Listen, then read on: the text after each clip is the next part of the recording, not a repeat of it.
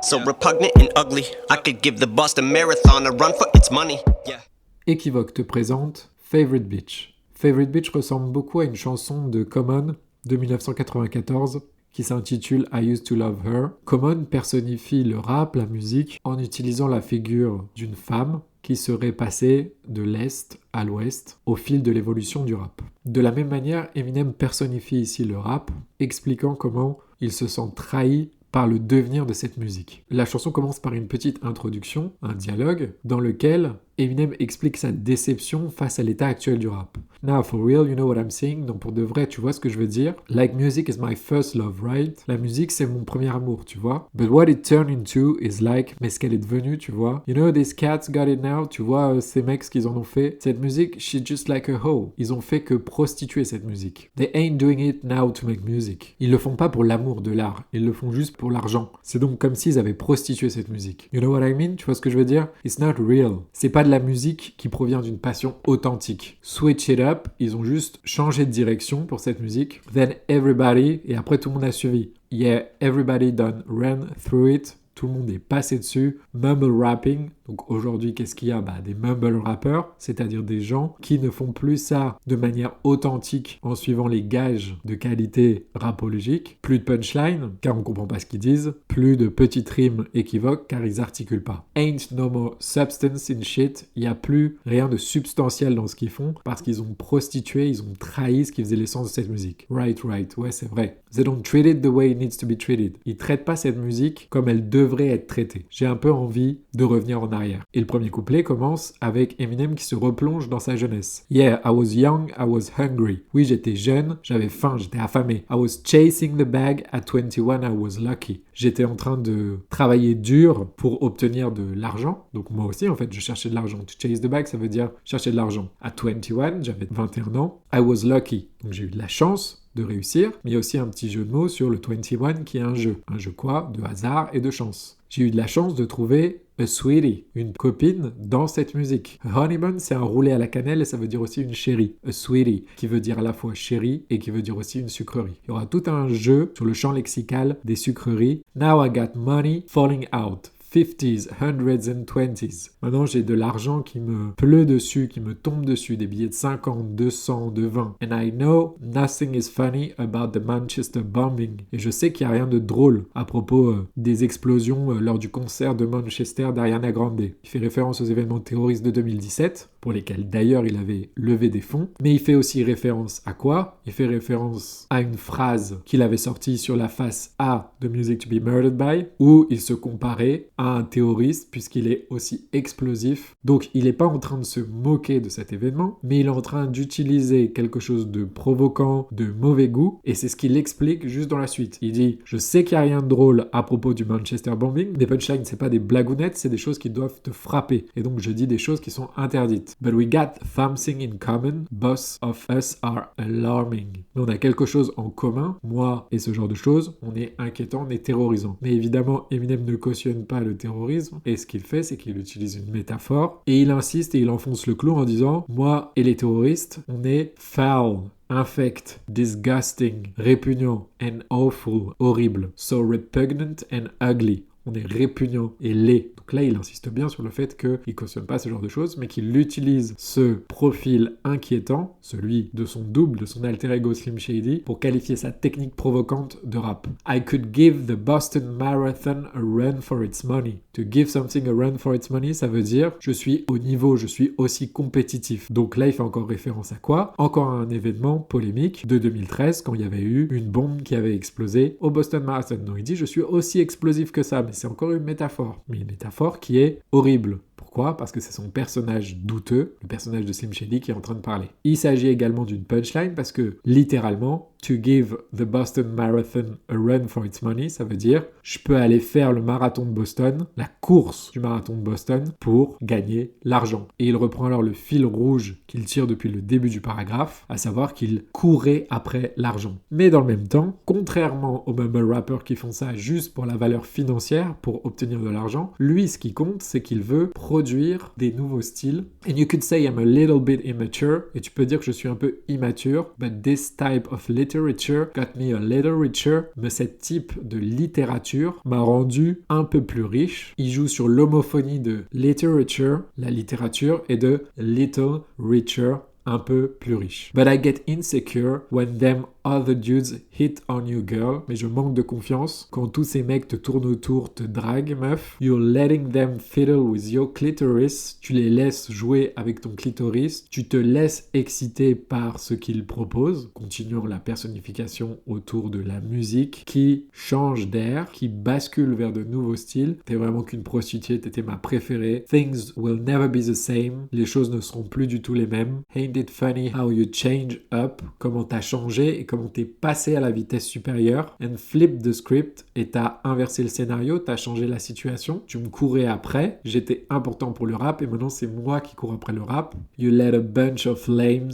t'as laissé vraiment que des gars bidons. And you go plain, tu deviens banal. That I can't permit, ça je peux pas te laisser devenir comme ça. You ain't have to do it like that, t'es pas obligé de faire ça. I told you I'd be right back, je t'ai dit que je serais de retour. Look what you did, regarde ce que t'as fait. I need a new chick, j'ai besoin d'une nouvelle conquête. Comme la musique, je dois bouger dessus et je dois rebondir sur autre chose. Deuxième couplet. Always hated my smile. J'ai toujours détesté mon sourire. Mama told me it's goofy. Maman m'a dit que j'avais l'air niais avec ce sourire. I'd get picked on at school. Je me faisais chercher des poux, quoi. On me cherchait des noises à l'école. Come home and she would school me. Je rentrais à la maison et elle m'apprenait la vie, quoi. She would never sugarcoat it to me. Elle n'édulcorait pas les choses. Elle me disait les choses telles qu'elles étaient. Et on voit encore une référence à une sucrerie ici, sugar. She said if I wasn't so stupid and ugly, I wouldn't always get bullied. Si j'étais pas aussi stupide et laid, je me ferais pas harceler comme ça.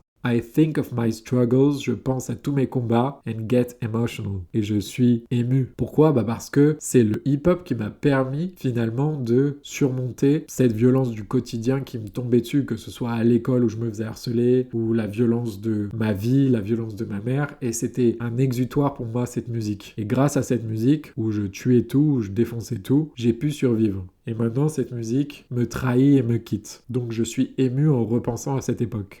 Could be because how behind the eight ball, to be behind the eight ball, ça veut dire être à la traîne, être désavantagé, comme j'étais à la traîne et désavantagé. And far in the hole that they put me. Et j'étais au fond du trou, quoi. Ce trou au fond duquel la société, l'école, ma mère me mettait. Mais on peut aussi penser qu'il fait référence à tous ceux qui, dans sa vie, s'en sont pris à lui et qu'il a dû combattre. Mais on voit aussi que quand il fait référence à 8 ball, la 8 ball, c'est quoi? C'est ces boules là, avec un numéro 8 dessus, les boules de chance qui sont comme des boules de billard qu'on tourne et qui donnent des réponses à des questions qu'on pose. Encore une référence à la chance. Et on voit que sur un deuxième niveau, la 8 ball est aussi une boule de billard. Et donc, cette boule de billard, elle finit au fond du trou. Et c'est pour ça qu'ensuite il dit « j'étais au fond du trou ». Et il continue avec ce chef de la boule de billard qui roule et qui déboule, décrivant par là sa manière de débouler sur l'instrumental. « Now I'm on a roll like a tootsie ». Ça veut dire j'ai de la chance, j'ai le vent en poupe. Maintenant, tout roule pour moi like a Tootsie. A Tootsie Roll, c'est quoi? C'est encore une sucrerie. C'est des petits bonbons au chocolat. I'm just trolling you pussies. Je suis juste en train de vous provoquer, de vous troller. Vous excitez pas, quoi. But I'm like a stroller. Mais je suis comme une poussette. Cause you'll see just how I roll if you push me. Parce que tu vas voir comment je roule si tu me pousses. Oui, si tu pousses une poussette, elle roule. Mais dans le même temps, to roll, ça veut dire agresser. Et to push someone, ça veut dire le pousser à bout. J'agresse quand on me pousse à bout. But that's what I do this music for. C'est pour ça que je fais cette musique. Pour sortir cette violence que j'ai en moi et pour murder the music. Parce que c'est une musique qui permet de cristalliser la violence qu'on a en soi. Et c'est pour ça qu'on fait des punchlines et qu'on frappe, mais qu'on frappe de manière sonore. When I was going through some of the hardest times, quand je traversais les pires moments de mon existence, I drew from her. Je l'ai utilisé comme un point de repère, comme une référence. But she's like the devil, cause I just can't let loose of her. Mais elle est comme le diable, je peux pas la laisser s'échapper. Loose of her, on entend Lucifer. Donc elle est comme le diable parce qu'elle est Lucifer. Cause the thought of losing her, la pensée de la perdre, makes me wanna just let loose on her. Ça me donne juste envie de laisser tomber, de la laisser partir. ou bien let loose on her, ça veut dire aussi de me défouler sur elle. Pas de taper une vraie femme, mais de taper de toutes mes forces avec mes punchlines dans la musique, de faire un son qui frappe, de faire un son qui est de la frappe. Then I hit the studio. Ce qui va frapper, c'est pas une femme, c'est les oreilles de ses auditeurs en allant où? En allant au studio. Parce que to hit the studio, ça veut dire se rendre au studio, trying to rendezvous with her, en essayant de prendre un rendez-vous avec elle pour la draguer, parce que to hit, ici, ça veut dire 3 choses, frapper, se rendre au studio et draguer. Et ces 3 sens se retrouvent dans la même phrase. Il va au studio pour la reconquérir et pour frapper de toutes ses forces les oreilles de ses auditeurs. Tell her it's a butt dial girl. Lui dire, je me suis assis sur mon téléphone et j'ai composé par erreur ton numéro. Butt dial, ça veut dire ça. Ça veut dire je t'ai appelé par erreur avec mes fesses. Yeah, booty call. Il fait un petit jeu de mots. A booty call, c'est aussi un appel avec ses fesses. Mais booty call, ça veut aussi dire appeler quelqu'un un peu le soir juste pour s'arranger un plan cul. C'était comme ça que c'était. Cause you and me, we ruled the world. À l'époque, on dominait le monde. And we made Curtis blow. Et on a fait en sorte que 50 Cent, qui s'appelle Curtis, explose. Putain, cette époque me manque. Et dans le même temps, il y a une référence, encore une fois, à l'histoire du hip-hop, parce que Rule the World, c'est le titre d'une chanson de Curtis Blow, qui est sortie en 1985. Petite interlude où Eminem joue sur la personnification de la chanson. You fucking leaving me, bitch? T'es en train de me quitter, sale prostituée? I don't think so, je crois pas. Sit your motherfucking ass down. Pose ton putain de cul sur cette chaise. I swear to God. Je jure devant Dieu. You run to that door. Si tu franchis cette porte, I'm gonna put one in the back of your fucking head. Je vais te tirer dessus et je vais t'en mettre une dans la tête. Tout ça étant une personnification. Et il parle de quoi? Il parle de la musique et du rap. Now, I'm gonna ask you this one time. Maintenant, je vais encore te demander une dernière fois. And your answer better be yes. Et ta réponse, ça a intérêt d'être oui. Would you marry me again? Est-ce que tu te remarierais avec moi encore une fois? Now that everything has changed. Maintenant que tout a changé. It will never be the same. Ce sera plus du tout la même chose. As the era whence we came. Que l'ère, que l'époque dont on provient, dont je proviens. C'est quoi cette époque de je proviens? C'est celle de Nas, Tupac, donc de Nas, Tupac, de Ra, Eric B, de Rakim et de Eric B, de Kane, de Big Daddy Kane. But I know a few from this era that are lyrically insane. J'en connais certains de cette époque, de la nouvelle époque, qui sont d'un point de vue lyrical assez fous. And also, most are never gonna hit the level Cole or Weezy at. Et même si beaucoup n'atteindront jamais le niveau de J. Cole ou de Lil Wayne, or be emotionally attached to Yo MTV Raps, ou être aussi attaché d'un point de vue émotionnel à l'émission Yo MTV Rap qui passait à la télé à peu près de 1987 à 1995. Là, Eminem continue de décrire la naissance de sa passion en fait pour le hip-hop. Running home from school to catch an episode. Je courais depuis l'école pour voir un épisode de cette émission sur le rap. The feeling that it gave you. La sensation que ça te donnait. To rip the plastic off the tape. La sensation que tu avais en déchirant le plastique de la cassette que tu tenais. That you're holding. Put it back. En enlevant le plastique, yeah, tear it off, le déchirant, and play it, et jouant la cassette, and swear to God, 4 o'clock, on était là à 4 heures du match, je te jure, on était tous là réunis autour de la télé, Butter, donc ça c'est DJ Butterfingers, qui était dans son groupe Soul Intent, Butter in his underwear and socks, donc Butter qui était en caleçon et chaussettes, when Downey was con artist, quand Downey, on l'appelait encore con artist, Mr. Porter, il avait encore cet alias, c'est l'alias qu'il a dans D12, and Proof had his hair in locks, il avait encore des locks sur la tête. Yeah, back when Flavor Flav had us wearing clocks, quand Flavor Flav, donc de Public Enemy, avait cette espèce-là d'horloge autour du cou, en pendentif, et on faisait tous la même chose. Back with Ed Lover et Dr. Dre, c'était les deux présentateurs de l'émission Yo MTV Rap. Pas le Dr. Dre le rappeur, mais Dr. Dre le présentateur. Et donc il y avait deux Dr. Dre. And there was two Dr. Dres. And that's a paradox. Et là il y a encore une homonymie, parce que paradox, ça veut dire un paradoxe. Deux Dr. Dre alors que normalement il n'y en a qu'un. Et on entend aussi pair of docs, une paire de docteurs. Mais j'avais jamais pensé que j'aurais été aussi jaloux at the thought of letting you go psychologically, à l'idée de te laisser partir psychologiquement. Je savais pas que j'allais être aussi jaloux. It's gonna bother me, my eyes are already watery, ça va vraiment me faire chier, j'ai les yeux qui sont déjà un petit peu humides. Part of me don't wanna stop, une partie de moi veut pas arrêter, till I get you back, jusqu'à ce que je t'ai reconquise.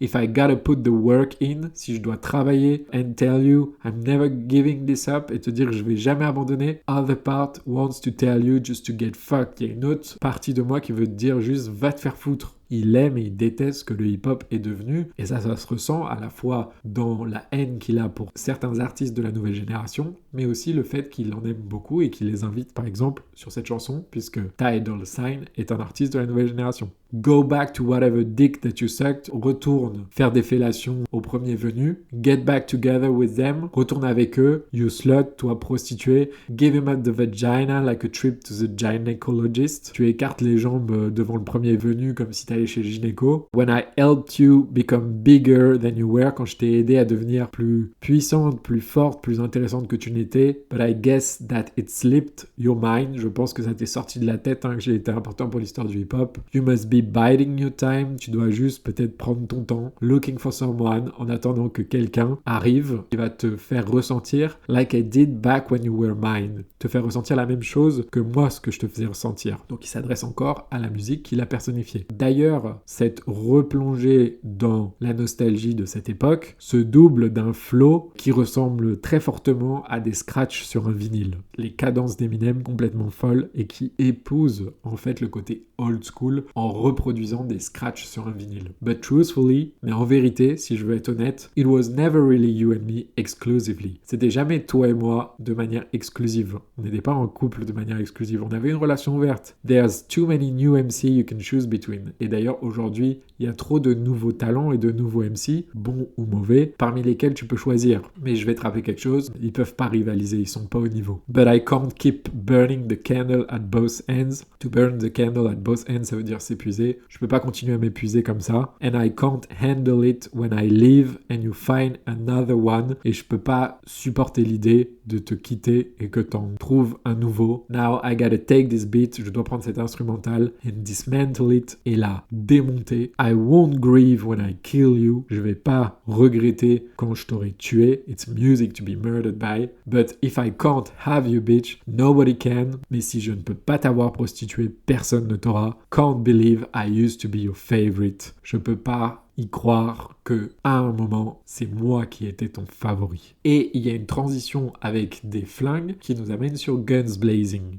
Or, ce qui est drôle, c'est que si vous allez voir ma vidéo de Guns Blazing, vous verrez beaucoup de références à Ice Cube. Or, ce qui est marrant, c'est que Favorite Bitch semble construit comme la chanson de Common, I Used to Love Her. Sauf que dans I Used to Love Her, qui est une personnification aussi du hip-hop, à un moment, Common dit que le hip-hop est parti de la côte est à la côte ouest. Et il dit « I wasn't salty that you were with the boys in the hood. » Je n'étais pas fâché, salty ça veut dire fâché, que t'étais avec les Boys in the Hood. Boys in the Hood, c'est le film dans lequel joue Ice Cube. Et il dit donc, ça me dérangeait pas que tu sois passé à l'ouest pour faire un nouveau style de musique. Or, il se trouve que Ice Cube, quand il a entendu cette chanson de Common, il a cru que c'était un diss, que c'était quelqu'un qui lui manquait de respect, il a cru que Common s'en prenait à lui. Et donc, il a fait une chanson qui s'appelle West Side Slaughterhouse de Clash, pour répondre à Common. Suite à cette chanson, Common a encore fait un titre qui s'appelait The Bitch in You, en 1995, dans lequel il répondait à Ice Cube.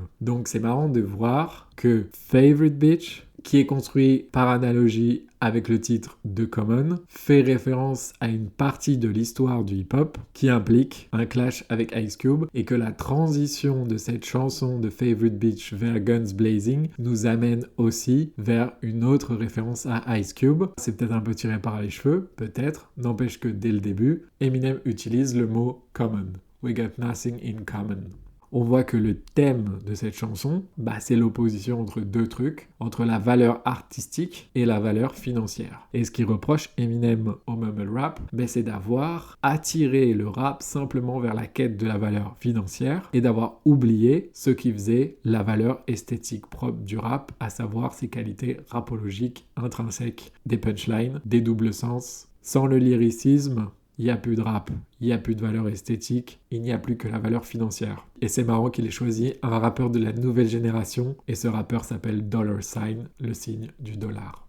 Ce qui est d'ailleurs assez drôle, c'est que toute la chanson semble construite autour d'un certain nombre de numéros. Dès le début, il y a la référence au 21. Ensuite, il y a les types de coupures, les 50, les 100, les 20. Ensuite, il y a la boule de billard avec le numéro 8, Lucifer et le numéro du diable, 666. Composer un numéro avec ses fesses, 50 cents. Comme si Eminem opposait le nombre financier et le numéro de la performance rapologique, rappelant qu'avant de chercher les sommes d'argent, il recherchait le numéro et la performance rapologique. Voilà, j'espère que ça t'a plu. N'hésite pas à laisser un petit pouce bleu pour faire remonter la vidéo, à laisser des commentaires. Si ça t'a plu, abonne-toi. On revient bientôt pour de nouvelles analyses de ton rappeur préféré.